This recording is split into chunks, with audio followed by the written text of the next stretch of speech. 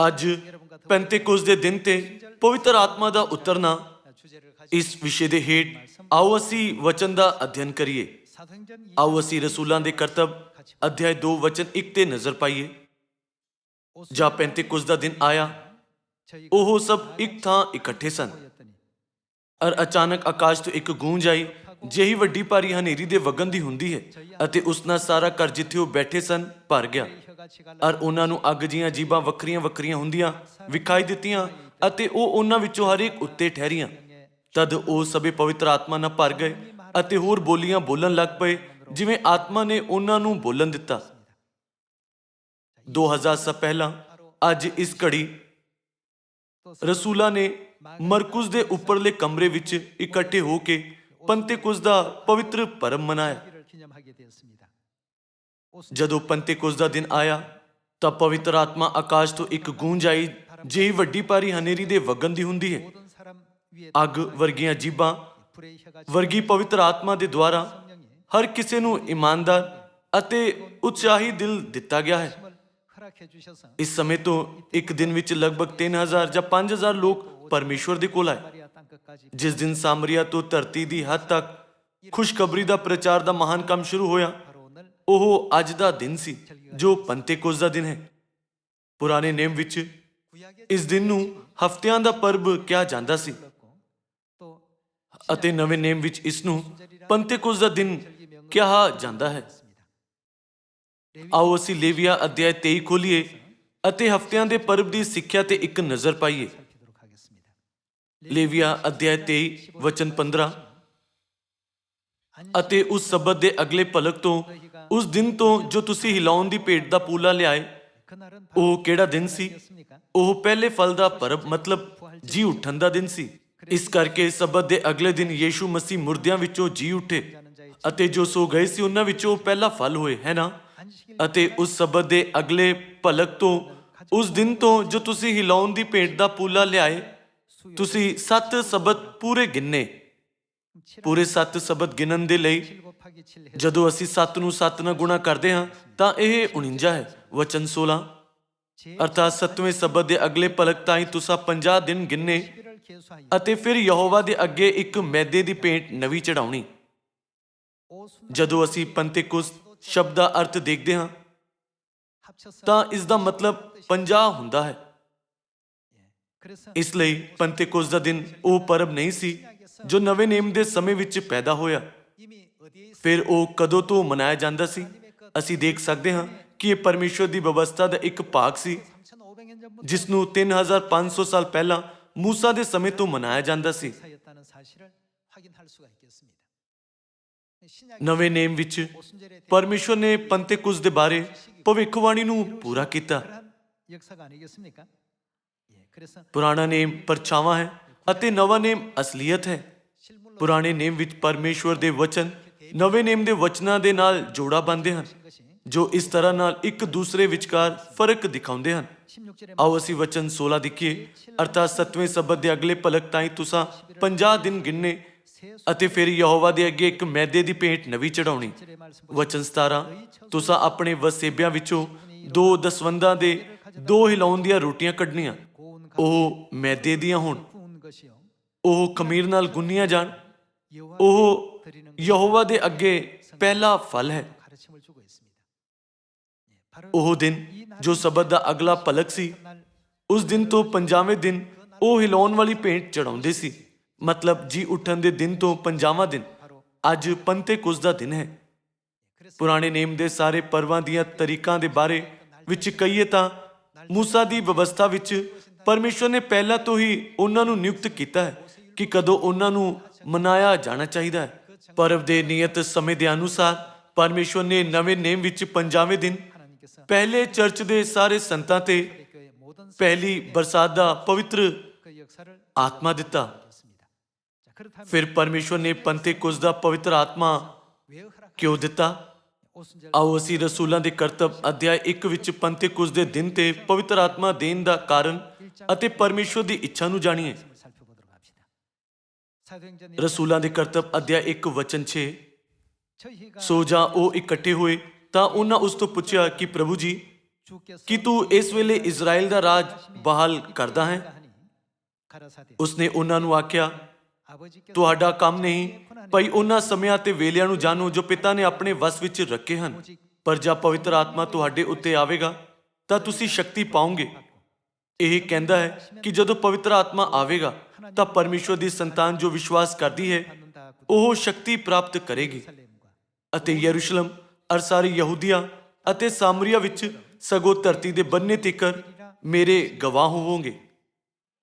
ਮਰਕੁਸ ਦੇ ਉੱਪਰਲੇ ਕਮਰੇ ਵਿੱਚ 10 ਦਿਨਾਂ ਤੱਕ ਪਰਮੇਸ਼ਵਰ ਤੋਂ ਪਵਿੱਤਰ ਆਤਮਾ ਦੀ ਮੰਗ ਕਰਨ ਦੀ ਉਹਨਾਂ ਦੀ ਉਤਸ਼ਾਹਿਤ ਪ੍ਰਾਰਥਨਾ ਪੰਤੇਕੁਸ ਦੇ ਦਿਨ ਦਿੱਤੀ ਗਈ। ਪਹਿਲੀ ਸਾਲ ਦੇ ਪਵਿੱਤਰ ਆਤਮਾ ਦੇ ਦੁਆਰਾ ਪੂਰੀ ਹੋਈ ਅਤੇ ਗਵਾਹਾਂ ਦੇ ਰੂਪ ਵਿੱਚ ਉਹਨਾਂ ਦਾ ਜੀਵਨ, ਜਿਨ੍ਹਾਂ ਨੇ ਸਾਮਰੀਆ ਵਿੱਚ ਅਤੇ ਧਰਤੀ ਦੀ ਹੱਦ ਤੱਕ ਮਸੀਹ ਦੇ ਬਾਰੇ ਗਵਾਹੀ ਦਿੱਤੀ ਸੀ, ਪੰਤੇਕੁਸ ਦੇ ਦਿਨ ਤੋਂ ਸ਼ੁਰੂ ਹੋਇਆ। ਜਦੋਂ ਪਰਮੇਸ਼ਵਰ ਦੇ ਲੋਕਾਂ ਨੇ ਗਵਾਹਾਂ ਦੇ ਰੂਪ ਵਿੱਚ ਆਪਣਾ ਜੀਵਨ ਸ਼ੁਰੂ ਕੀਤਾ ਤਾਂ ਪਰਮੇਸ਼ਵਰ ਨੇ ਉਹਨਾਂ ਨੂੰ ਪਵਿੱਤਰ ਆਤਮਾ ਦਾ ਅਚਰਜ ਅਧਿਕਾਰ ਅਤੇ ਆਸ਼ੀਸ਼ਾਂ ਪ੍ਰਦਾਨ ਕੀਤੀ ਹੈ ਨਾ। ਆਓ ਅਸੀਂ ਇੱਕ ਵਾਰ ਫਿਰ ਤੋਂ ਰਸੂਲਾਂ ਅਧਿਆਇ 2 ਵਚਨ 41 ਤੇ ਇੱਕ ਨਜ਼ਰ ਪਾਈਏ। ਪਰ ਜਦ ਪਵਿੱਤਰ ਆਤਮਾ ਤੁਹਾਡੇ ਉੱਤੇ ਆਵੇਗਾ ਤਾਂ ਤੁਸੀਂ ਸ਼ਕਤੀ ਪਾਓਗੇ ਅਤੇ ਯਰੂਸ਼ਲਮ ਅਰ ਸਾਰੇ ਯਹੂਦੀਆ ਤੇ ਸਾਮਰੀਆ ਵਿੱਚ ਸਗੋਂ ਧਰਤੀ ਦੇ ਬੰਨੇ ਤੀਕਰ ਮੇਰੇ ਗਵਾਹ ਹੋਵੋਗੇ। ਉਹਨਾਂ ਦੇ ਵਚਨਾਂ ਦੇ ਅਨੁਸਾਰ ਸ਼ਕਤੀ ਪ੍ਰਾਪਤ ਕਰਨ ਦੇ ਬਾਅਦ ਪਵਿੱਤਰ ਆਤਮਾ ਦੀ ਅਚਰਜ ਸ਼ਕਤੀ, ਜੋ ਪਹਿਲਾਂ ਦੀ ਤੁਲਨਾ ਵਿੱਚ ਜ਼ਿਆਦਾ ਸ਼ਕਤੀਸ਼ਾਲੀ ਸੀ, ਰਸੂਲਾਂ ਅਤੇ ਪਰਮੇਸ਼ਵਰ ਦੇ ਸਾਰੇ ਲੋਕਾਂ ਦੇ ਨਾਲ ਰਹੀ। ਵਚਨ 41, ਸੋ ਜਿਨ੍ਹਾਂ ਉਹਦੀ ਗੱਲ ਮੰਨ ਲਈ ਉਹਨਾਂ ਨੇ ਬਪਤਿਸਮਾ ਲਿਆ ਅਤੇ ਉਸੇ ਦਿਨ ਕਿੰਨੇ ਉਹਨਾਂ ਵਿੱਚ ਰਲ ਗਏ, 3,000 ਜਣੇ ਉਹਨਾਂ ਵਿੱਚ ਰਲ ਗਏ। ਤਦ ਤੱਕ ਸਿਰਫ 120 ਲੋਕ ਇਕੱਠੇ ਹੋਏ ਸੀ, ਪਰ ਪਰਮੇਸ਼ਵਰ ਨੇ ਇੱਕ ਦਿਨ ਵਿੱਚ 3,000 ਰਲਾ ਦਿੱਤੇ। ਪਰਮੇਸ਼ਵਰ ਨੇ ਪੰਤੇਕੁਸ ਦੇ ਦੁਆਰਾ ਚਰਚ ਦੇ ਅਚਾਨਕ ਵਧਣ ਨੂੰ ਸ਼ੁਰੂ ਕਰਨ ਦੀ ਇਜਾਜ਼ਤ ਦਿੱਤੀ। ਇਸ ਤਰ੍ਹਾਂ ਨਹੀਂ ਹੈ ਕਿ ਇੱਕ ਦਿਨ ਵਿੱਚ ਐਵੇਂ ਹੀ 3,000 ਲੋਕਾਂ ਨੂੰ ਰਲਾਇਆ ਗਿਆ, ਪਰ ਉਹਨਾਂ ਨੇ ਉਸ ਸਮੇਂ ਤੋਂ ਪ੍ਰਚਾਰ ਕਰਨਾ ਸ਼ੁਰੂ ਕੀਤਾ ਹੈ ਨਾ। ਜਦੋਂ ਪਤਰਸ ਖੜਾ ਹੋਇਆ ਅਤੇ ਪਰਮੇਸ਼ਵਰ ਦੇ ਵਚਨ ਨੂੰ ਸੁਣਾਇਆ ਤਾਂ 3,000 ਲੋਕਾਂ ਨੇ ਕਿਰਪਾ ਪ੍ਰਾਪਤ ਕੀਤੀ ਅਤੇ ਇੰਨੇ ਪ੍ਰਭਾਵਿਤ ਹੋਏ ਕਿ ਉਹਨਾਂ ਦੀਆਂ ਅੱਖਾਂ ਖੁੱਲ ਗਈਆਂ ਅਤੇ ਤੋਬਾ ਦੇ ਦੁਆਰਾ ਪਰਮੇਸ਼ਵਰ ਦੇ ਕੋਲ ਵਾਪਸ ਜਾਣ ਵਿੱਚ ਕਾਬਿਲ ਸੀ।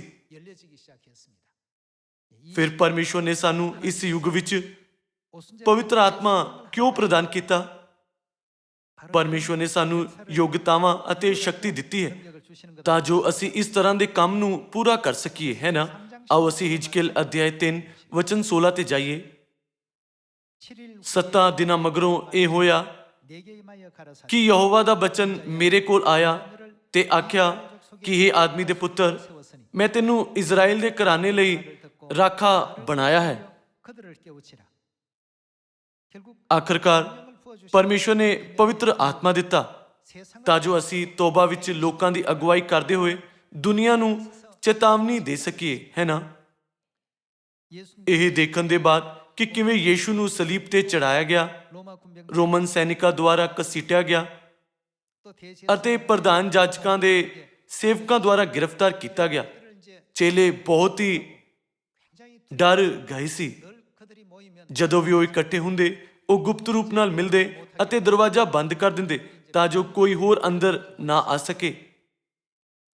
ਹਾਲਾਂਕਿ 40 ਦਿਨਾਂ ਦੇ ਬਾਅਦ ਚੇਲਿਆਂ ਨੇ ਯੀਸ਼ੂ ਦੇ ਜੀ ਉੱਠਣ ਦੀ ਸ਼ਕਤੀ ਅਤੇ ਯੀਸ਼ੂ ਦੇ ਸਵਰਗ ਜਾਣ ਦੀ ਵਡਿਆਈ ਨੂੰ ਦੇਖਿਆ। ਇਸ ਨੇ ਚੇਲਿਆਂ ਦੇ ਦਿਲਾਂ ਨੂੰ ਬਹੁਤ ਪ੍ਰੇਰਿਤ ਕੀਤਾ।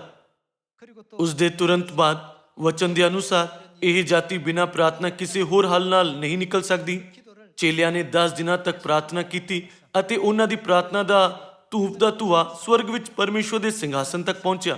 ਪਰਮੇਸ਼ਵਰ ਨੇ ਸਾਮਰੀਆ ਵਿੱਚ ਅਤੇ ਧਰਤੀ ਦੀ ਹੱਦ ਤੱਕ ਗਵਾਹ ਦੇ ਰੂਪ ਵਿੱਚ ਮਸੀਹ ਦੇ ਬਾਰੇ ਗਵਾਹੀ ਦੇਣ ਦੀ ਯੋਗਤਾ ਅਤੇ ਸ਼ਕਤੀ ਨੂੰ ਬੇਅੰਤ ਰੂਪ ਨਾਲ ਦੇ ਦਿੱਤਾ, ਕਿਉਂਕਿ ਉਹਨਾਂ ਨੇ ਸ਼ਕਤੀ ਪ੍ਰਾਪਤ ਕਰਨ ਦੇ ਬਾਅਦ ਪ੍ਰਚਾਰ ਕੀਤਾ ਤਾਂ ਜੋ ਲੋਕ ਵਚਨਾਂ ਨੂੰ ਸੁਣਦੇ ਸੀ, ਉਹਨਾਂ ਦੇ ਦਿਲਾਂ ਵਿਆਪਕ ਰੂਪ ਨਾਲ ਖੁੱਲ੍ਹਦੇ ਸੀ ਅਤੇ ਕਿਰਪਾ ਦਾ ਅਦਭੁਤ ਕੰਮ, ਜਿੱਥੇ 3,000 ਜਾਂ 5,000 ਲੋਕ ਪਰਮੇਸ਼ਵਰ ਦੇ ਕੋਲ ਵਾਪਸ ਆਏ, ਇਸ ਦਿਨ ਨਾਲ ਮਤਲਬ ਪੈਂਤੇਕੋਸ ਦੇ ਦਿਨ ਤੋਂ ਸ਼ੁਰੂ ਹੋਇਆ ਸੀ। ਕਿਉਂਕਿ ਅਸੀਂ ਨਾ ਸਿਰਫ 1 ਅਰਬ ਲੋਕਾਂ ਨੂੰ ਬਲਕਿ 7.7 ਅਰਬ ਲੋਕਾਂ ਨੂੰ ਪ੍ਰਚਾਰ ਕਰ ਰਹੇ ਹਨ, ਤਾਂ ਪੈਂਤੇਕੋਸ ਨਾਮ ਦੇ ਇਸ ਪਰਵ ਦਾ ਅਸਲ ਵਿੱਚ ਇੱਕ ਮਹੱਤਵਪੂਰਨ ਅਰਥ ਹੈ ਨਾ। ਕਿ ਹੇ ਆਦਮੀ ਦੇ ਪੁੱਤਰ, ਮੈਂ ਤੈਨੂੰ ਇਜ਼ਰਾਈਲ ਦੇ ਘਰਾਣੇ ਲਈ ਰਾਖਾ ਬਣਾਇਆ ਹੈ, ਸੋ ਤੂੰ ਮੇਰੇ ਮੂੰਹ ਦੇ ਬਚਨ ਸੁਣ ਅਤੇ ਮੇਰੀ ਵੱਲੋਂ ਉਹਨਾਂ ਨੂੰ ਚੇਤਾਵਨੀ ਦੇ। ਆਓ ਅਸੀਂ ਵਚਨ 18 ਵਿੱਚ ਦੇਖੀਏ ਕਿ ਕਿਵੇਂ ਪਰਮੇਸ਼ਵਰ ਨੇ ਸਾਨੂੰ ਚੇਤਾਵਨੀ ਦਿੱਤੀ।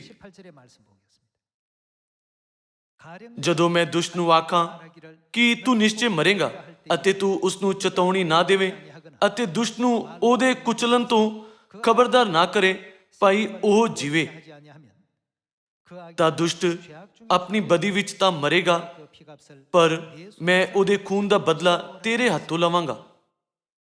ਜਿਸ ਹਾਲਾਤ ਵਿੱਚ ਅਸੀਂ ਹਾਂ ਅਤੇ ਜਿਸ ਜ਼ਮੀਨ ਤੇ ਅਸੀਂ ਖੜੇ ਹਾਂ, ਉਸ ਨੂੰ ਬਹੁਤ ਚੰਗੀ ਤਰ੍ਹਾਂ ਨਾਲ ਸਮਝਣਾ ਚਾਹੀਦਾ ਹੈ। ਪਰਮੇਸ਼ਵਰ ਨੇ ਪਵਿੱਤਰ ਆਤਮਾ ਕਿਉਂ ਦਿੱਤਾ? ਪਰਮੇਸ਼ਵਰ ਨੇ ਸਾਨੂੰ ਇਹਨਾਂ ਪਰਬਾਂ ਨੂੰ ਮਨਾਉਣ ਦੀ ਇਜਾਜ਼ਤ ਕਿਉਂ ਦਿੱਤੀ? ਅੰਤ ਵਿੱਚ ਜੇਕਰ ਅਸੀਂ ਉਹਨਾਂ ਨੂੰ ਨਹੀਂ ਬਚਾਉਂਦੇ ਤਾਂ ਪਰਮੇਸ਼ਵਰ ਸਾਡੇ ਤੋਂ ਉਹਨਾਂ ਦੇ ਖੂਨ ਦਾ ਲੇਖਾ ਲਵੇਗਾ। ਵਚਨ 19, ਪਰ ਜੇ ਤੂੰ ਦੁਸ਼ਟ ਨੂੰ ਚੇਤਾਵਨੀ ਦੇਵੇਂ ਅਤੇ ਉਹ ਆਪਣੇ ਕੁਚਲਣ ਅਤੇ ਦੁਸ਼ਟਪੁਣੇ ਤੋਂ ਨਾ ਮੁੜਿਆ ਤਾਂ ਉਹ ਆਪਣੇ ਔਗਣ ਵਿੱਚ ਮਰੇਗਾ, ਪਰ ਤੂੰ ਆਪਣੀ ਜਾਨ ਨੂੰ ਛੁਡਾ ਲਵੇਂਗਾ। ਪਰਮੇਸ਼ਵਰ ਸਾਡੇ ਮਿਸ਼ਨ ਦੇ ਲਈ ਸਾਨੂੰ ਇਹ ਸਮਝਾ ਕੇ ਜਗਾਉਂਦੇ ਹਨ ਕਿ ਜੇਕਰ ਕੋਈ ਸਵੀਕਾਰ ਨਹੀਂ ਕਰਦਾ ਹੈ ਤਾਂ ਇਹ ਉਸ ਦਾ ਦੋਸ਼ ਹੈ, ਨਾ ਕਿ ਉਹਨਾਂ ਲੋਕਾਂ ਦਾ ਦੋਸ਼ ਹੈ ਜੋ ਉਸ ਨੂੰ ਪ੍ਰਚਾਰ ਕਰਦੇ ਹਨ। ਪਰਮੇਸ਼ਵਰ ਨੇ ਸਾਨੂੰ ਇਹ ਮਿਸ਼ਨ ਸਿਖਾਇਆ ਹੈ ਕਿ ਤੋਬਾ ਅਤੇ ਮੁਕਤੀ ਵਿੱਚ ਸੰਸਾਰ ਦੀ ਅਗਵਾਈ ਕਰਨ ਦੇ ਲਈ ਸਾਨੂੰ ਚਾਨਣ ਦੀਆਂ ਸੰਤਾਨਾਂ ਦੇ ਰੂਪ ਵਿੱਚ ਅਤੇ ਚਾਨਣ ਦੀ ਸਵਰਗੀ ਸੈਨਿਕਾਂ ਦੇ ਰੂਪ ਵਿੱਚ ਕੰਮ ਕਰਨਾ ਚਾਹੀਦਾ ਹੈ। ਆਓ ਅਸੀਂ ਜ਼ਬੂਰਾਂ ਦੀ ਪੋਥੀ ਅਧਿਆਇ 19 ਖੋਲੀਏ ਅਤੇ ਜਾਣੀਏ ਕਿ ਜੇਕਰ ਅਸੀਂ ਪਰਮੇਸ਼ਵਰ ਦੇ ਪਹਿਰੇਦਾਰ ਅਤੇ ਗਵਾਹ ਦੇ ਰੂਪ ਵਿੱਚ ਆਪਣੇ ਮਿਸ਼ਨ ਨੂੰ ਪੂਰੀ ਤਰ੍ਹਾਂ ਨਾਲ ਕਰਦੇ ਹਾਂ ਤਾਂ ਪਰਮੇਸ਼ਵਰ ਦਾ ਇਹ ਵਚਨ ਕਿੰਨੀ ਦੂਰ ਤੱਕ ਪਹੁੰਚੇਗਾ।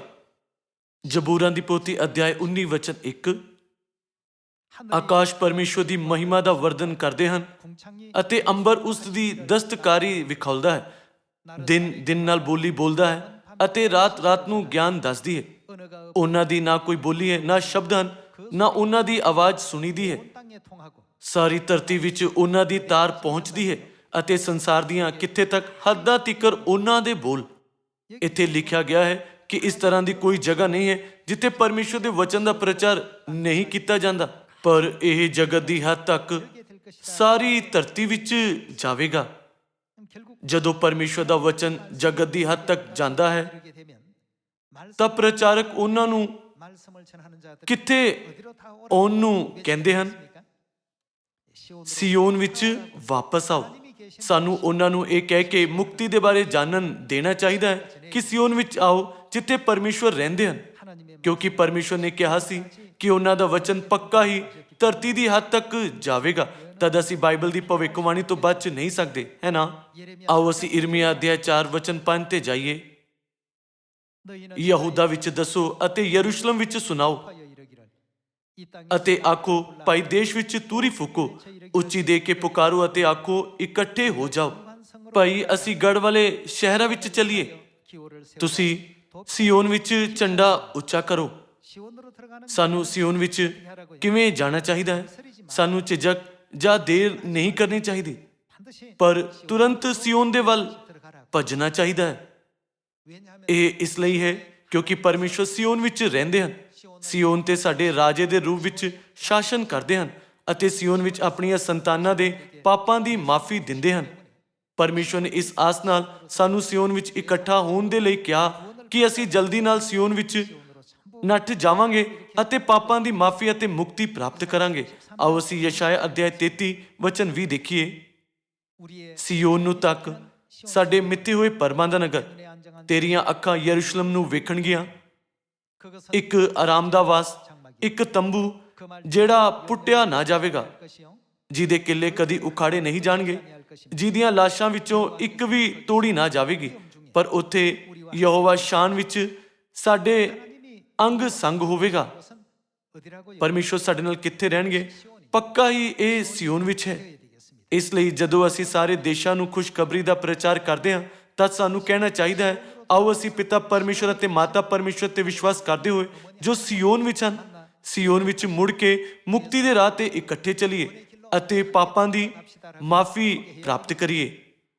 ਆਓ ਅਸੀਂ ਫਿਰ ਤੋਂ ਵਚਨ 21 ਦੇਖੀਏ। ਪਰ ਉੱਥੇ ਯਹੋਵਾ ਸ਼ਾਨ ਵਿੱਚ ਸਾਡੇ ਅੰਗ ਸੰਗ ਹੋਵੇਗਾ, ਜਿੱਥੇ ਚੌੜੀਆਂ ਨਦੀਆਂ ਅਤੇ ਦਰਿਆ ਹਨ, ਜਿੱਥੇ ਕੋਈ ਚੱਪੂਆਂ ਵਾਲੀ ਬੇੜੀ ਨਾ ਚੱਲੇਗੀ, ਜਿਹਦੇ ਉੱਤੇ ਕੋਈ ਸ਼ਾਨਦਾਰ ਜਹਾਜ਼ ਨਾ ਲੰਘੇਗਾ। ਯਹੋਵਾ ਤਾਂ ਸਾਡਾ ਨਿਆਈ ਹੈ, ਯਹੋਵਾ ਸਾਡਾ ਵਿਧੀਆਂ ਦੇਣ ਵਾਲਾ ਹੈ, ਯਹੋਵਾ ਸਾਡਾ ਪਾਤਸ਼ਾਹ ਹੈ। ਉਹ ਕੀ ਕਰੇਗਾ? ਸਾਨੂੰ ਬਚਾਵੇਗਾ। ਆਓ ਅਸੀਂ ਵਚਨ 23 ਦੇ ਨਾਲ ਜਾਰੀ ਰੱਖੀਏ। ਤੇਰੇ ਰੱਸੇ ਢਿੱਲੇ ਹਨ, ਉਹ ਬਾਦਬਾਨ ਉਹਦੇ ਥਾਂ ਤੇ ਕੱਸ ਨਾ ਸਕੇ, ਨਾ ਉਹ ਪਾਲ ਨੂੰ ਉਡਾ ਸਕੇ। ਤਦ ਸ਼ਿਕਾਰ ਅਰ ਲੁੱਟਵਾਫਰੀ ਨਾਲ ਵੰਡੀ ਜਾਵੇਗੀ, ਲੰਗੇ ਵੀ ਲੁੱਟਣਗੇ। ਕੋਈ ਵਾਸੀ ਨਾ ਆਖੇਗਾ ਮੈਂ ਬਿਮਾਰ ਹਾਂ। ਜਿਹੜੇ ਲੋਕ ਉਸ ਵਿੱਚ ਵਸਦੇ ਹਨ, ਦੂਸਰੇ ਸ਼ਬਦਾਂ ਵਿੱਚ ਸਿਯੋਨ ਵਿੱਚ ਵਸਣਗੇ, ਉਹਨਾਂ ਦੀ ਬਦੀ ਮਾਫ ਕੀਤੀ ਜਾਵੇਗੀ। ਕਿਉਂਕਿ ਮੁਕਤੀ ਦੀ ਇਸ ਤਰ੍ਹਾਂ ਦੀ ਕਿਰਪਾ ਤੇ ਆਸ਼ੀਸ਼ਾਂ ਉੱਥੇ ਮਿਲ ਸਕਦੀਆਂ ਹਨ, ਤਾਂ ਬਿਨਾਂ ਦੇਰ ਕੀਤੇ ਸਿਯੋਨ ਵਿੱਚ ਇਕੱਠੇ ਹੋ ਜਾਓ। ਜੋ ਕੋਈ ਮੁਕਤੀ ਅਤੇ ਪਾਪਾਂ ਦੀ ਮਾਫੀ ਪ੍ਰਾਪਤ ਕਰਨਾ ਚਾਹੁੰਦੇ ਹਨ, ਉਹ ਆਵੇ ਅਤੇ ਪਰਮੇਸ਼ਵਰ ਨੂੰ ਮਿਲੇ ਜੋ ਸਿਯੋਨ ਵਿੱਚ ਰਹਿੰਦੇ ਹਨ। ਇਸ ਤਰ੍ਹਾਂ ਕਿ ਸਾਨੂੰ ਉਹਨਾਂ ਨੂੰ ਜਾਣਨ ਦੇਣ ਵਿੱਚ ਅਤੇ ਉਹਨਾਂ ਨੂੰ ਸੱਚਾਈ ਦਾ ਅਹਿਸਾਸ ਕਰਾਉਣ ਵਿੱਚ ਮਦਦ ਨਹੀਂ ਕਰਨੀ ਚਾਹੀਦੀ। ਪੁੱਤਰ ਦੇ ਯੁੱਗ ਵਿੱਚ ਚੇਲਿਆਂ ਨੇ ਪੰਤੇਕੁਸਤ ਦੇ ਦਿਨ ਦਿੱਤੀ ਗਈ ਪਹਿਲੀ ਬਰਸਾਤ ਦੇ ਪਵਿੱਤਰ ਆਤਮਾ ਦੇ ਦੁਆਰਾ ਸਾਰੇ ਲੋਕਾਂ ਨੂੰ ਇਹ ਕਹਿੰਦੇ ਹੋਏ ਖੁਸ਼ਖਬਰੀ ਦਾ ਪ੍ਰਚਾਰ ਕੀਤਾ ਕਿ ਯੀਸ਼ੂ ਮਸੀਹ ਦੇ ਕੋਲ ਆਓ, ਜੋ ਸਾਡਾ ਮੁਕਤੀਦਾਤਾ ਹੈ। ਉਸੇ ਤਰ੍ਹਾਂ ਹੁਣ ਪਵਿੱਤਰ ਆਤਮਾ ਦੇ ਇਸ ਅੰਤਮ ਯੁੱਗ ਵਿੱਚ ਸਾਨੂੰ ਪੂਰੀ ਇਮਾਨਦਾਰੀ ਨਾਲ ਇਹ ਕਹਿੰਦੇ ਹੋਏ ਪ੍ਰਚਾਰ ਕਰਨਾ ਚਾਹੀਦਾ ਹੈ ਕਿ ਆਤਮਾ ਤੇ ਲਾੜੀ ਦੇ ਕੋਲ ਆਓ, ਜੋ ਪਵਿੱਤਰ ਆਤਮਾ ਦੇ ਯੁੱਗ ਵਿੱਚ ਮੁਕਤੀਦਾਤਾ ਹੈ। ਆਓ ਅਤੇ ਪਾਪਾਂ ਦੀ ਮਾਫੀ, ਮੁਕਤੀ ਅਤੇ ਸਦੀਪਕ ਜੀਵਨ ਦੀ ਆਸ਼ੀਸ਼ਾਂ ਨੂੰ ਪ੍ਰਾਪਤ ਕਰੋ ਅਤੇ ਪਿਤਾ ਪਰਮੇਸ਼ਵਰ ਅਤੇ ਮਾਤਾ ਪਰਮੇਸ਼ਵਰ ਨਾਲ ਵੀ ਮਿਲੋ। ਕਿ ਸਾਨੂੰ ਇਸ ਤਰ੍ਹਾਂ ਜ਼ੋਰ ਨਾਲ ਨਹੀਂ ਬੋਲਣਾ ਚਾਹੀਦਾ। ਨਬੀ ਹਿਜਕੇਲ ਦੇ ਅਨੁਸਾਰ ਇਹ ਕੰਮ ਕਿਸ ਦੇ ਵੱਲੋਂ ਹੈ ਜਿਸ ਨੂੰ ਅਸੀਂ ਹੁਣ ਕਰ ਰਹੇ ਹਾਂ? ਅਸੀਂ ਪਰਮੇਸ਼ਵਰ ਦੇ ਵੱਲੋਂ ਇਹ ਕੰਮ ਕਰ ਰਹੇ ਹਾਂ। ਆਓ ਅਸੀਂ ਪ੍ਰਕਾਸ਼ ਦੀ ਪੋਥੀ ਅਧਿਆਇ 22 ਤੇ ਜਾਈਏ। ਪ੍ਰਕਾਸ਼ ਦੀ ਪੋਥੀ ਅਧਿਆਇ 22 ਵਚਨ 17। ਆਤਮਾ ਅਤੇ ਲਾੜੀ ਆਖਦੀ ਹੈ ਆਓ। ਜਦੋਂ ਆਤਮਾ ਤੇ ਲਾੜੀ ਨੇ, ਜੋ ਪਿਤਾ ਪਰਮੇਸ਼ਵਰ ਅਤੇ ਮਾਤਾ ਪਰਮੇਸ਼ਵਰ ਹੈ, ਕਿਹਾ, ਤਾਂ ਉਹਨਾਂ ਨੇ ਸਾਰੀ ਮਨੁੱਖ ਜਾਤੀ ਨੂੰ ਕੀ ਕਿਹਾ? ਉਹਨਾਂ ਨੇ ਕਿਹਾ ਆਓ। ਜੇਕਰ ਅਸੀਂ ਆਓ ਇਸ ਸ਼ਬਦ ਤੇ ਭਰੋਸਾ ਰੱਖ ਕੇ ਪੂਰੀ ਦੁਨੀਆ ਵਿੱਚ ਲੋਕਾਂ ਨੂੰ ਪ੍ਰਚਾਰ ਕਰਦੇ ਹਾਂ, ਤਾਂ ਕੀ ਇਹ ਪਿਤਾ ਤੇ ਮਾਤਾ ਜੀ ਦੇ ਵੱਲੋਂ ਉਹਨਾਂ ਨੂੰ ਸੱਦਾ ਦੇਣਾ ਨਹੀਂ ਹੈ ਕਿ ਇਹ ਖਬਰ ਦੁਨੀਆ ਦੇ ਸਾਰੇ 7.7 ਅਰਬ ਲੋਕਾਂ ਨੂੰ ਨਹੀਂ ਦਿੱਤੀ ਜਾਣੀ ਚਾਹੀਦੀ? ਜਦੋਂ ਅਸੀਂ ਇਸ ਤਰ੍ਹਾਂ ਨਾਲ ਖੁਸ਼ਖਬਰੀ ਦਾ ਪ੍ਰਚਾਰ ਕਰਦੇ ਹਾਂ, ਤਾਂ ਨਬੀਆਂ ਨੇ ਸਾਡੇ ਪ੍ਰਚਾਰ ਦੇ ਨਤੀਜੇ ਦੇ ਬਾਰੇ ਕੀ ਕਿਹਾ ਹੈ? ਆਓ ਅਸੀਂ ਇਰਮੀਆ ਅਧਿਆਇ 3 ਵਚਨ 17 ਦੇਖੀਏ। ਉਸ ਵੇਲੇ ਉਹ ਯਰੂਸ਼ਲਮ ਨੂੰ ਯਹੋਵਾ ਦਾ ਸਿੰਘਾਸਨ ਆਖਣਗੇ ਅਤੇ ਉਹਦੇ ਕੋਲ ਯਹੋਵਾ ਦੇ ਨਾਮ ਉੱਤੇ ਸਾਰੀਆਂ ਕੌਮਾਂ ਕੀ ਕਰਨਗੀਆਂ? ਸਾਰੀਆਂ ਕੌਮਾਂ ਯਰੂਸ਼ਲਮ ਵਿੱਚ ਇਕੱਠੀਆਂ ਹੋਣਗੀਆਂ। ਜਦੋਂ ਯਰੂਸ਼ਲਮ ਸਾਡੀ ਸਵਰਗੀ ਮਾਤਾ ਜੀ ਅਰਥਾਤ ਆਤਮਾ ਅਤੇ ਲਾੜੀ ਨੇ ਕਿਹਾ ਆਓ, ਤਾਂ ਸਾਰੇ ਦੇਸ਼ ਉੱਥੇ ਇਕੱਠਾ ਹੋਣਗੇ। ਉਹ ਫਿਰ ਆਪਣੇ ਬੁਰੇ ਦਿਲ ਦੀ ਅੜੀ ਪਿੱਛੇ ਨਾ ਚੱਲਣਗੀਆਂ। ਉਹਨਾਂ ਦਿਨਾਂ ਵਿੱਚ ਯਹੂਦਾ ਦਾ ਘਰਾਣਾ ਇਜ਼ਰਾਈਲ ਦੇ ਘਰਾਣੇ ਨਾਲ ਚੱਲੇਗਾ। ਉਹ ਮਿਲ ਕੇ ਉੱਤਰ ਦੇ ਦੇਸ਼ ਤੋਂ ਉਸ ਦੇਸ਼ ਵਿੱਚ ਆਉਣਗੇ ਜਿਹੜਾ ਮੈਂ ਉਹਨਾਂ ਦੇ ਪਿਓ ਦਾਦਿਆਂ ਨੂੰ ਮਿਲਖ ਵਿੱਚ ਦਿੱਤਾ। ਪਰਮੇਸ਼ਵਰ ਦੀ ਸੰਤਾਨ ਜੋ ਪਿਤਾ ਅਤੇ ਮਾਤਾ ਜੀ ਦੇ ਕੋਲ ਮੁੜ ਆਈ ਹੈ, ਉਹ ਸਵਰਗ ਦੇ ਰਾਜ ਦੀ ਸਦੀਪਕ ਵਡਿਆਈ ਦੇ ਵੱਲ ਚੱਲਦੇ ਹੋਏ ਤੋਬਾ ਕਰੇਗੀ ਅਤੇ ਯਰੂਸ਼ਲਮ ਨੂੰ ਫਿਰ ਕਦੀ ਨਹੀਂ ਛੱਡੇਗੀ। ਤਦ ਅੰਤਮ ਖੁਸ਼ਖਬਰੀ ਦਾ ਪਰਮੇਸ਼ਵਰ ਦਾ ਕੰਮ ਖਤਮ ਹੋ ਜਾਵੇਗਾ, ਹੈ ਨਾ? ਪਰਮੇਸ਼ਵਰ ਨੇ ਸਾਨੂੰ ਯੋਗਤਾ ਅਤੇ ਤੋਹਫੇ ਦਿੱਤੇ ਤਾਂ ਜੋ ਅਸੀਂ ਇਹ ਆਸ ਰੱਖ ਸਕੀਏ ਅਤੇ ਪੰਤੇਕੁਸਤ ਦੇ ਦਿਨ ਵਿੱਚ ਦਿੱਤੀ ਗਈ ਪਿਛਲੀ ਬਰਸਾਤ ਦੇ ਪਵਿੱਤਰ ਆਤਮਾ ਦੇ ਦੁਆਰਾ ਪਰਮੇਸ਼ਵਰ ਦੇ ਕੰਮ ਨੂੰ ਚਲਾ ਸਕੀਏ। ਸਾਨੂੰ ਦਿੱਤੇ ਗਏ ਆਤਮਿਕ ਤੋਹਫਿਆਂ ਦੇ ਦੁਆਰਾ ਆਓ ਅਸੀਂ ਸਾਰੇ ਸਾਮਰੀਆ ਵਿੱਚ ਅਤੇ ਧਰਤੀ ਦੀ ਹੱਦ ਤੱਕ ਪ੍ਰਚਾਰ ਕਰੀਏ। ਆਓ ਅਸੀਂ ਯਸ਼ਾਇਆ ਅਧਿਆਇ 60 ਵਚਨ 1 ਦੇਖੀਏ। ਉੱਠ, ਚਮਕ, ਤੇਰਾ ਚਾਨਣ ਜੋ ਆ ਗਿਆ ਹੈ ਅਤੇ ਯਹੋਵਾ ਦਾ ਪ੍ਰਤਾਪ ਜੋ ਤੇਰੇ ਉੱਤੇ ਚਮਕਿਆ ਹੈ। ਵੇਖੋ ਤਾਂ ਹਨੇਰਾ ਧਰਤੀ ਨੂੰ ਟੱਕ ਲਵੇਗਾ ਅਤੇ ਉਮਤਾਂ ਨੂੰ ਕਟਾ, ਪਰ ਯਹੋਵਾ ਤੇਰੇ ਉੱਤੇ ਚਮਕੇਗਾ ਅਤੇ ਉਹਦਾ ਪ੍ਰਤਾਪ ਤੇਰੇ ਉੱਤੇ ਵਿਖਾਈ ਦੇਵੇਗਾ। ਕੌਮਾਂ ਤੇਰੇ ਚਾਨਣ ਵੱਲ ਆਉਣਗੀਆਂ ਅਤੇ ਰਾਜੇ ਤੇਰੇ ਕਿਸ ਦੇ ਵੱਲ? ਚੜਾਓ ਦੀ ਚਮਕਾਹਟ ਵੱਲ। ਪਰਮੇਸ਼ਵਰ ਨੇ ਪਹਿਲਾਂ ਤੋਂ ਹੀ ਧਰਤੀ ਦੀ ਸਾਰੀ ਮਨੁੱਖ ਜਾਤੀ ਅਤੇ ਪ੍ਰਣਾਲੀਆਂ ਨੂੰ ਇਸ ਤਰ੍ਹਾਂ ਨਾਲ ਗਠਿਤ ਕੀਤਾ ਹੈ ਤਾਂ ਜੋ ਜਦੋਂ ਤੱਕ ਅਸੀਂ ਚਾਨਣ ਚਮਕਾਉਂਦੇ ਹਾਂ ਉਹ ਸਾਰੇ ਆ ਸਕਣ। ਇਸ ਲਈ ਆਓ ਅਸੀਂ ਪਵਿੱਤਰ ਆਤਮਾ ਦੇ ਦੁਆਰਾ ਜੋ ਸਾਨੂੰ ਪ੍ਰਾਪਤ ਹੋਇਆ ਹੈ ਖੁਸ਼ਖਬਰੀ ਦਾ ਪ੍ਰਚਾਰ ਕਰਨ ਵਿੱਚ ਵਿਸ਼ਵਾਸ ਦੇ ਨਾਲ ਦ੍ਰਿੜ ਰਹੀਏ। ਵਚਨ 8, ਇਹ ਕੌਣ ਹਨ ਜਿਹੜੇ ਬੱਦਲ ਵਾਂਗੂ ਉੱਡੇ ਆਉਂਦੇ ਹਨ, ਜਿਵੇਂ ਘੁੱਗੀਆਂ ਆਪਣੇ ਕਬੂਕਾਂ ਨੂੰ? ਉਹ ਸਭ ਉੱਡਦੇ ਹੋਏ ਬਾਹਾਂ ਵਿੱਚ ਲਿੱਤੇ ਹੋਏ ਵਾਪਸ ਆਉਂਦੇ ਹਨ। ਲਗਭਗ 2700 ਸਾਲ ਪਹਿਲਾਂ ਨਬੀ ਯਸ਼ਾਇਆ ਨੇ ਸਵਰਗ ਦੇ ਅੰਤਮ ਸੰਤਾਂ ਦਾ ਯਰੂਸ਼ਲਮ ਸਾਡੀ ਸਵਰਗੀ ਮਾਤਾ ਜੀ ਦੀਆਂ ਬਾਹਾਂ ਵਿੱਚ ਮੁੜਨ ਦੇ ਦ੍ਰਿਸ਼ ਦਾ ਵਰਣਨ ਕੀਤਾ ਸੀ। ਆਓ ਅਸੀਂ ਵਚਨ 20 ਤੇ ਜਾਈਏ। ਤੇਰਾ ਸੂਰਜ ਫਿਰ ਨਹੀਂ ਲੱਥੇਗਾ, ਨਾ ਤੇਰਾ ਚੰਦ ਮਿਟ ਜਾਵੇਗਾ। ਯਹੋਵਾ ਜੋ ਤੇਰੇ ਲਈ ਸਦੀਪਕ ਚਾਨਣ ਹੋਵੇਗਾ ਅਤੇ ਤੇਰੇ ਸੋਗ ਦੇ ਦਿਨ ਮੁੱਕ ਜਾਣਗੇ। ਤੇਰੇ ਸਾਰੇ ਲੋਕ ਧਰਮੀ ਹੋਣਗੇ, ਉਹ ਧਰਤੀ ਨੂੰ ਸਦਾ ਲਈ ਵਸ ਵਿੱਚ ਰੱਖਣਗੇ।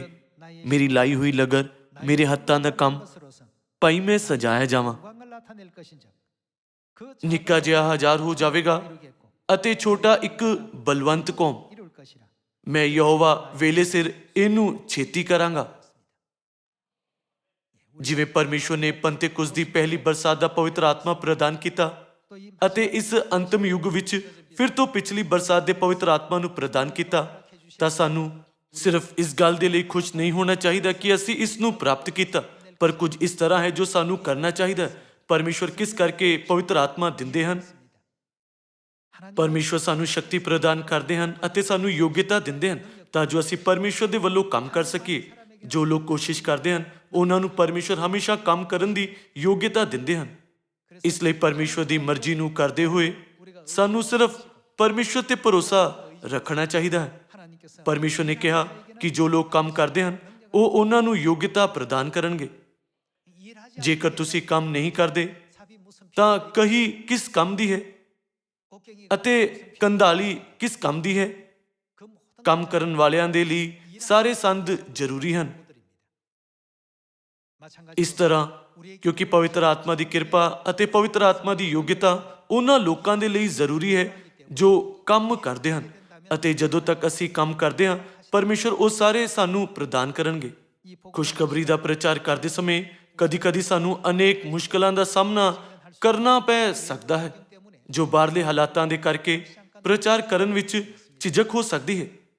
ਹਾਲਾਂਕਿ ਸਾਨੂੰ ਬਾਹਰਲੇ ਹਾਲਾਤਾਂ ਦੇ ਸਾਹਮਣੇ ਝੁਕਣ ਦੀ ਜ਼ਰੂਰਤ ਨਹੀਂ ਹੈ। ਜਦੋਂ ਵੀ ਕਸ਼ਟ ਅਤੇ ਦਰਦ ਜਾਂ ਕਿਸੇ ਵੀ ਤਰ੍ਹਾਂ ਦੀ ਮੁਸ਼ਕਿਲ ਸਾਡੇ ਕੋਲ ਆਉਂਦੀ ਹੈ ਤਾਂ ਕੁਝ ਇਸ ਤਰ੍ਹਾਂ ਦੀ ਚੀਜ਼ ਹੈ ਜਿਸ ਤੇ ਸਾਨੂੰ ਵਿਚਾਰ ਕਰਨ ਦੀ ਜ਼ਰੂਰਤ ਹੈ। ਸਾਰੇ ਲੋਕੋ, ਮੰਨ ਲਓ ਕਿ ਤੁਹਾਡੇ ਕੋਲ ਪਾਣੀ ਨਾਲ ਭਰਿਆ ਕੱਪ ਹੈ। ਜੇਕਰ ਤੁਸੀਂ ਕੱਪ ਵਿੱਚ ਇੱਕ ਮੁੱਠੀ ਨਮਕ ਪਾਉਂਦੇ ਹੋ ਅਤੇ ਸਾਰਾ ਨਮਕ ਘੁਲ ਜਾਂਦਾ ਹੈ ਤਾਂ ਪਾਣੀ ਦਾ ਸਵਾਦ ਕਿਵੇਂ ਦਾ ਹੋਵੇਗਾ? ਉਸ ਦਾ ਸਵਾਦ ਬਹੁਤ ਨਮਕੀਨ ਹੋਵੇਗਾ, ਹੈ ਨਾ? ਪਰ ਇਸ ਵਾਰ ਆਓ ਅਸੀਂ ਇੱਕ ਕੱਪ ਨਹੀਂ ਬਲਕਿ ਇੱਕ ਅਲੱਗ ਭਾਂਡੇ ਦੀ ਵਰਤੋਂ ਕਰੀਏ। ਜੇਕਰ ਤੁਸੀਂ ਇੱਕ ਵੱਡੀ ਝੀਲ ਵਿੱਚ ਨਮਕ ਦੇ ਵਾਂਗ ਮਾਤਰਾ ਪਾਉਂਦੇ ਹੋ ਅਤੇ ਸਾਰਾ ਨਮਕ ਘੁਲ ਜਾਂਦਾ ਹੈ ਤਾਂ ਝੀਲ ਦੇ ਪਾਣੀ ਦਾ ਸਵਾਦ ਕਿਵੇਂ ਦਾ ਹੋਵੇਗਾ? ਕੀ ਤੁਸੀਂ ਨਮਕੀਨ ਸਵਾਦ ਮਹਿਸੂਸ ਕਰ ਸਕਦੇ ਹੋ? ਨਹੀਂ, ਤੁਸੀਂ ਨਹੀਂ ਕਰ ਸਕਦੇ। ਖੁਸ਼ਖਬਰੀ ਦਾ ਪ੍ਰਚਾਰ ਕਰਦੇ ਸਮੇਂ ਜਦੋਂ ਵੀ ਅਸੀਂ ਮੁਸ਼ਕਿਲਾਂ ਦਾ ਸਾਹਮਣਾ ਕਰਦੇ ਹਾਂ, ਜੇਕਰ ਅਸੀਂ ਥੋੜੇ ਜਿਹੇ ਵਿਸ਼ਵਾਸ ਦੇ ਨਾਲ ਛੋਟੀ ਸੋਚ ਰੱਖਦੇ ਹਾਂ ਤਾਂ ਇਹ ਮੁੱਠੀ ਭਰ ਨਮਕ ਬਹੁਤ ਨਮਕੀਨ ਲੱਗਦਾ ਹੈ। ਪਰ ਜੇਕਰ ਤੁਹਾਡੇ ਕੋਲ ਝੀਲ ਦੇ ਵਾਂਗ ਇੱਕ ਵੱਡਾ ਮਨ ਹੈ ਤਾਂ ਭਾਵੇਂ ਸਾਨੂੰ ਬਾਹਰਲੇ ਹਾਲਾਤ ਕਿੰਨੀ ਵੀ ਰੁਕਾਵਟ ਪਾਉਣ, ਉਹ ਸਾਨੂੰ ਕਿਸੇ ਵੀ ਤਰ੍ਹਾਂ ਨਾਲ ਪ੍ਰਭਾਵਿਤ ਨਹੀਂ ਕਰ ਸਕਦੇ, ਕਿਉਂਕਿ ਪਹਿਲੀ ਬਰਸਾਤ ਦਾ ਪਵਿੱਤਰ ਆਤਮਾ ਪਾਉਣ ਵਾਲੇ ਰਸੂਲਾਂ ਨੇ ਇਸ ਮਾਨਸਿਕਤਾ ਦੇ ਨਾਲ ਪ੍ਰਚਾਰ ਕੀਤਾ। ਤਦ ਭਾਵੇਂ ਹੀ ਫਰੀਸੀਆਂ ਅਤੇ ਗ੍ਰੰਥੀਆਂ ਨੇ ਉਹਨਾਂ ਦੀ ਨਿੰਦਾ ਕੀਤੀ ਅਤੇ ਉਹਨਾਂ ਦੇ ਪ੍ਰਚਾਰ ਵਿੱਚ ਰੁਕਾਵਟ ਪਾਈ ਅਤੇ ਉਹਨਾਂ ਨੂੰ ਜੇਲ੍ਹ ਵਿੱਚ ਵੀ ਪਾ ਦਿੱਤਾ, ਭਾਵੇਂ ਹੀ ਉਹਨਾਂ ਨੂੰ ਕਿੰਨੀ ਵੀ ਮੁਸ਼ਕਿਲ ਅਤੇ ਦਰਦ ਕਿਉਂ ਨਾ ਹੋਇਆ ਹੋਵੇ, ਉਹਨਾਂ ਨੇ ਪ੍ਰਚਾਰ ਕਰਨਾ ਬੰਦ ਨਹੀਂ ਕੀਤਾ। ਜਦੋਂ ਵੀ ਉਹ ਇਕੱਠੇ ਹੁੰਦੇ, ਉਹ ਇਮਾਨਦਾਰੀ ਨਾਲ ਪ੍ਰਾਰਥਨਾ ਕਰਦੇ ਅਤੇ ਮਿਹਨਤ ਨਾਲ ਵਚਨ ਦਾ ਅਧਿਐਨ ਕਰਦੇ ਸੀ ਅਤੇ ਉਹ ਮਸੀਹ ਦੀ ਸਿੱਖਿਆ ਤੇ ਅਮਲ ਕਰਦੇ ਜਿਨ੍ਹਾਂ ਨੇ ਕਿਹਾ, ਸਾਮਰੀਆ ਵਿੱਚ ਅਤੇ ਧਰਤੀ ਦੀ ਹੱਦ ਤੱਕ ਖੁਸ਼ਖਬਰੀ ਦਾ ਪ੍ਰਚਾਰ ਕਰੋ। ਵਚਨ ਦਾ ਪ੍ਰਚਾਰ ਕਰਨ ਦੇ ਲਈ ਖੁਦ ਨੂੰ ਸਮਰਪਿਤ ਕਰਦੇ ਸੀ। ਇੱਕ ਦਿਨ ਵਿੱਚ ਉਹਨਾਂ ਦੀ ਗਿਣਤੀ ਵਿੱਚ 3000 ਅਤੇ 5000 ਇਸ ਲਈ ਨਹੀਂ ਜੁੜ ਗਏ ਕਿ ਕੋਈ ਮੁਸ਼ਕਿਲ ਨਹੀਂ ਸੀ, ਇਸ ਅੰਤਮ ਯੁੱਗ ਵਿੱਚ ਜਿਉਂਦੇ ਹੋਏ ਅਤੇ ਖੁਸ਼ਖਬਰੀ ਦਾ ਪ੍ਰਚਾਰ ਕਰਦੇ ਹੋਏ ਆਓ ਅਸੀਂ ਇਹ ਵਿਸ਼ਵਾਸ ਕਰੀਏ ਕਿ ਪਰਮੇਸ਼ਵਰ ਨੇ ਸਾਨੂੰ ਪੰਤੇਕੁਸਤ ਦੇ ਦਿਨ ਜੋ ਪਵਿੱਤਰ ਆਤਮਾ ਦਿੱਤਾ ਹੈ, ਇਹ ਪੱਕਾ ਹੀ ਮਾਨ ਵਿਸ਼ਵਾਸ ਪਾਉਣ ਦੇ ਲਈ ਸਾਡੇ ਦਿਲਾਂ ਨੂੰ ਵੱਡਾ ਕਰੇਗਾ। ਅਤੇ ਭਾਵੇਂ ਹੀ ਇਸ ਤਰ੍ਹਾਂ ਦੇ ਸੈਂਕੜਿਆਂ ਅਤੇ ਹਜ਼ਾਰਾਂ ਹਾਲਾਤਾਂ ਹਨ ਜੋ ਸਾਡੇ ਪ੍ਰਚਾਰ ਵਿੱਚ ਰੁਕਾਵਟ ਪਾਉਣ ਦੀ ਕੋਸ਼ਿਸ਼ ਕਰਦੇ ਹਨ, ਪਰ ਜ਼ਬੂਰਾਂ ਦੀ ਪੋਥੀ ਅਧਿਆਇ 19 ਵਿੱਚ ਪਰਮੇਸ਼ਵਰ ਦੇ ਵਾਅਦੇ ਦੇ ਅਨੁਸਾਰ ਪਰਮੇਸ਼ਵਰ ਦਾ ਵਚਨ ਕਿੰਨੀ ਦੂਰ ਤੱਕ ਜਾਵੇਗਾ? ਉਹ ਧਰਤੀ ਦੀ ਹੱਦ ਤੱਕ ਜਾਵੇਗਾ। ਇਸ ਲਈ ਪੰਤੇਕੁਸਤ ਦੇ ਇਸ ਪਵਿੱਤਰ ਪਰਬ ਦੇ ਦੁਆਰਾ ਸਾਨੂੰ ਸਿਰਫ ਪਰਮੇਸ਼ਵਰ ਦੇ ਵਾਅਦੇ ਤੇ ਭਰੋਸਾ ਰੱਖ ਕੇ ਅਤੇ ਸਾਮਰੀਆ ਵਿੱਚ ਅਤੇ ਧਰਤੀ ਦੀ ਹੱਦ ਤੱਕ ਖੁਸ਼ਖਬਰੀ ਦਾ ਪ੍ਰਚਾਰ ਕਰਨ ਦਾ ਪੱਕਾ ਫੈਸਲਾ ਲੈਣਾ ਚਾਹੀਦਾ ਹੈ। ਆਸ ਹੈ ਕਿ ਸਾਰਿਆਂ ਨੂੰ ਇਸ ਪੰਤੇਕੁਸਤ ਦੇ ਦਿਨ ਦੇ ਦੁਆਰਾ ਪਵਿੱਤਰ ਆਤਮਾ ਦੀ ਬਹੁਤ ਆਸ਼ੀਸ਼ਾਂ ਪ੍ਰਾਪਤ ਹੋਣ। ਮੈਂ ਉਪਦੇਸ਼ ਨੂੰ ਖਤਮ ਕਰਨਾ ਚਾਹੁੰਦਾ। ਤੁਹਾਡਾ ਬਹੁਤ ਬਹੁਤ ਧੰਨਵਾਦ।